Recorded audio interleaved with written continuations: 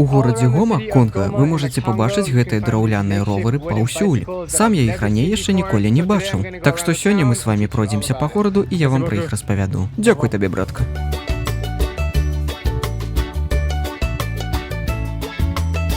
Напэўна, ты раней калісьці бачыў Чукуду? Так, гэты ровар вельмі незвычайны. Зараз вы бачыце сімвал Гомы. Гэта вялікая бронзавая статуя хлопца, які пхае свет на драўляным ровары. Вельмі крута бачыць такое ў цэнтры горада. Гэта Чукуду? Чукуду гэта драўляны ровар, як мотоцикл, скутер. Мы возім на ім грузы, але і таксама катаемся самі.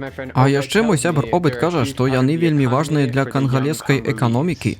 Карацей, з дапамогай Чукуду ты можаш зарабляць грошы. Тут кажуць так, калі ў цябе ёсць гэты ровар, у цябе ёсць магчымасць зарабляць грошы. Выраб аднаго Чукуду каштуе $100 і займае каля тыдня. Запытаю яго, колькі ён рабіў гэты? Тыдзень, і ён можа вытрымаць 5 гадоў? Вау! Іх робяць з перапрацаваных матэрыялаў старых матацыклаў, грузавікоў і дрэва. А што на ім можна перавезці? Ён возіць бульбу? Запытайце, падабаецца яму на ім катацца? Так, падабаецца. Здароў, чувак. Унікальнасць Чукуду ў тым, што там няма педаляў і няма матору.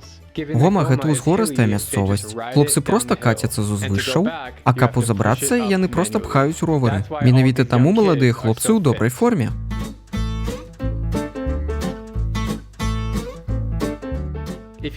Калі ты кіруеш Чукудай у Гоме, цябе ўсе паважаюць.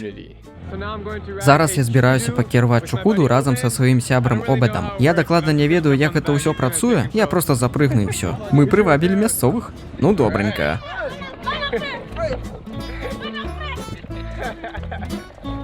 Гэта супер.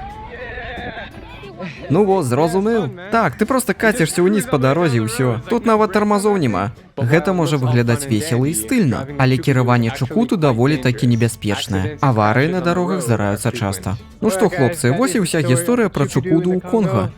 Неверагодная і вельмі спецыфічная рэч. Калі будзеце ў Гоме, вы адразу іх заўважыце. Яны тут паўсюль.